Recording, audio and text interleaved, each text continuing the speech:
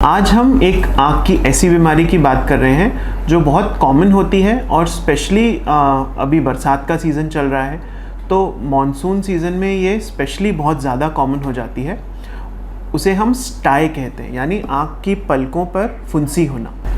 तो आज हम बात करेंगे कि ये स्टाई या पलकों की फुंसी का हम घर पर बैठकर कैसे इलाज कर सकते हैं।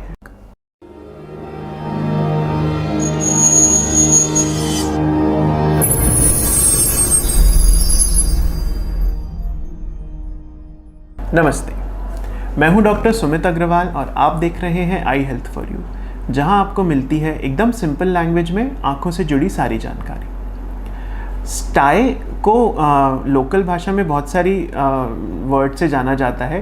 कहीं कहीं इसे फुंसी या अंजनी या फोड़ा कहा जाता है। बेसिकली ये हमारी पलकों पर जो आई लैशेज़ होती हैं, पलकों के जो बाल होते हैं, उनके बेस पे इन्फेक्शन होने से बनता है। तो ये एक पेनफुल कंडीशन होती है क्योंकि यहाँ पर जो स्किन है उसके नीचे पस इकट्ठा शुरू हो जाता है, इकट्ठा होने लगता है और वहाँ की स्किन जब स्ट्रेच होती है तो काफ़ी वो पेनफुल होता है। और कुछ कुछ केस में ये इतनी बड़ी हो जाती है कि हमारी पलकें झुक भी जाती हैं। अगर ऊपर वाली पलक पे हो रहा है तो उसमें लालपन आता है और लगभग 4-5 दिन तक ये पेन कॉन्स्टेंटली रहता है।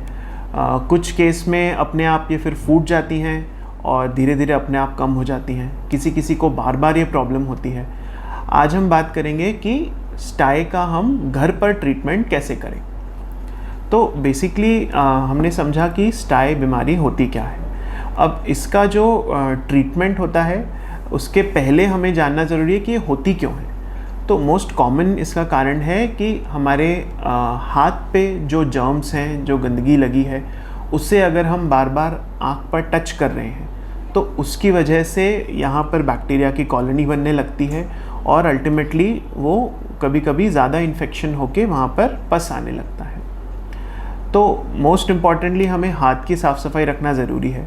अगर ह्यूमिड एनवायरनमेंट में हम, जैसे अभी मानसून का सीज़न चल रहा है, तो ह्यूमिडिटी जब ज़्यादा होती है तब भी ये नॉर्मली यहाँ पर बैक्टीरिया की ग्रोथ बढ़ने लगती है और वो इन्फेक्शन कर सकते हैं। तीसरी चीज़, अगर हमें डायबिटीज़ है और वो कंट्रोल में नहीं है तो उसके कारण भी ये स्टाई बार बार होती है। बहुत बार हमारे पास पेशेंट्स आते हैं जिनको फर्स्ट टाइम पता चलता है कि इनको डायबिटीज़ थी और उसका सिम्टम उनके पास बस यही था कि बार बार उनको पलकों पर इन्फेक्शन हो रहा था। तो कारण समझने के बाद इसका सिंपल होम ट्रीटमेंट हम समझते हैं। तो इसके लिए बहुत ज़रूरी है यहाँ पर कि यहाँ का जो ब्लड सप्लाई है वो उसे हम इंक्रीज़ करें। हमारी बॉडी में नेचुरल इम्यूनिटी अच्छी होती है और अगर हम ब्लड सप्लाई किसी जगह का इंक्रीज़ करेंगे तो फिर वहाँ पर अपने आप वो चीज़ बॉडी फाइट करेगी उससे। उसका सबसे अच्छा तरीका है गरम सिकाई करना। गरम सिकाई एक सिंगल मोस्ट इफ़ेक्टिव तरीका है स्टाई को बढ़ने से रोकने के लिए, और स्टाई अगर ज़्यादा टाइम तक है उसके कंट्रोल के लिए भी बहुत ज़रूरी है। गरम सिकाई कैसे करें? बहुत सिंपल होता है। कोई भी आप साफ़ कपड़ा या कॉटन या गॉज़ ले लीजिए, उसको गरम करिए। गरम आप गरम पानी में डुबा कर भी कर सकते हैं या फिर उसको ड्राई हीट भी दे सकते हैं, जैसे कि अवन में रख के, तवे पे रख के, प्रेस पर रख के उसको गरम कर लीजिए। आजकल हॉट कोल्ड पैक्स भी आते हैं, उनको भी आप गरम करके उस पर रुमाल लगा के उससे भी गरम सिकाई कर सकते हैं। गरम सिकाई एक बार अगर कर रहे हैं तो एटलीस्ट 30 सेकेंड्स के लिए कांटेक्ट टाइम आपको देना है। 30 सेकेंड्स तक उस पर अच्छी गर्माहट आपको फील होनी चाहिए। अगर आप हॉट कोल्ड पैक यूज़ कर रहे हैं तो ध्यान रखिएगा कि उस पर रुमाल लपेट के आँख पे रखें, वरना स्किन जल सकती है। तो 30 सेकेंड्स तक आप उसको अच्छा सिकाव दें एंड देन उसको हटा लें। ये आप साइकिल रिपीट करें एटलीस्ट 5 से 10 बार एक बार में। गरम सिकाई करने के कोई नुकसान नहीं होते हैं। हम इसको जितना फ्रीक्वेंटली कर पाएँ उतना फ्रीक्वेंटली हम इसको कर सकते हैं, क्योंकि इससे हमारा लोकल ब्लड सप्लाई इंक्रीज़ होता है, वहाँ पर वाइट ब्लड सेल्स बढ़ते हैं और वो फिर इन्फेक्शन को फाइट करते हैं। सेकेंड, इसके लिए जो ट्रीटमेंट रहता है उसमें एंटीबायोटिक्स का यूज़ करते हैं हम। इसमें हम खाने के एंटीबायोटिक्स देना जनरली अवॉइड करते हैं अनलेस बहुत सीवियर अगर हो गई है तो क्योंकि अगर खाने के एंटीबायोटिक देंगे तो वो एक बैक्टीरिया उस पर एक शेल बना लेंगे पस के आसपास और वो स्वेलिंग हार्ड हो जाएगी और वो जाएगी नहीं अपने आप, फिर उसको ऑपरेशन करके हटाना पड़ता है।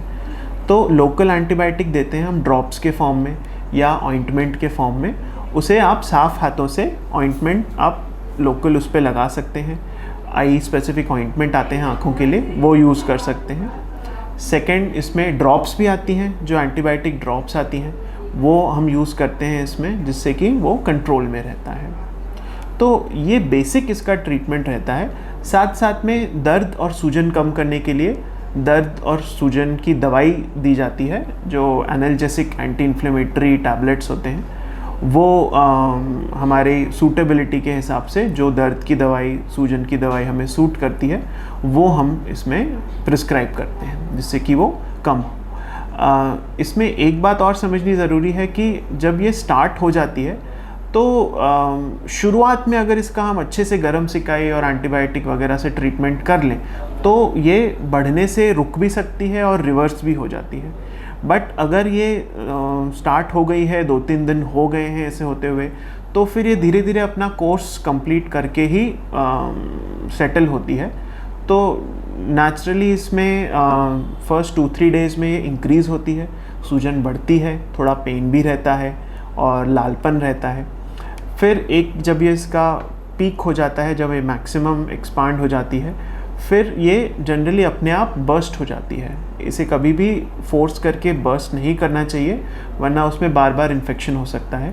एक बार ये अपने आप जब वहाँ की ऊपर की स्किन थिन हो जाती है तो अपने आप बर्स्ट हो जाती है और पस सारा निकल जाता है। उसे हम क्लीन गॉज या कॉटन से साफ़ कर लें और उस पर एंटीबायोटिक ऑइंटमेंट लगा लें। लास्ट एक इम्पॉर्टेंट चीज़ है, अगर बार बार हमें ये हो रहा है तो उसका कारण ढूंढना ज़रूरी होता है।